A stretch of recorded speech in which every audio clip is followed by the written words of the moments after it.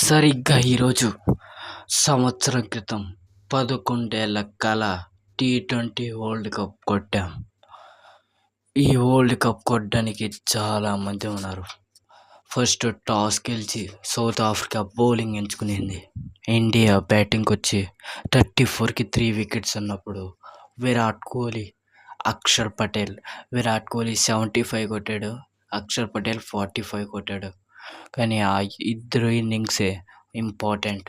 ఆ తర్వాత గ్లాసన్ ఓవర్ పాడుతుంటే కానీ హార్దిక్ పాండ్యా వచ్చి వికెట్లు తీసి లాస్ట్లో Suryakumar Yadav is a brilliant catch in టీ20 వరల్డ్ కప్ ఫైనల్. ఆ తర్వాత Hardik Pandya brilliant bowling of the world cup. ఇంత ఖుషి ఉంది కాబట్టి మనకు వరల్డ్ కప్ వచ్చింది.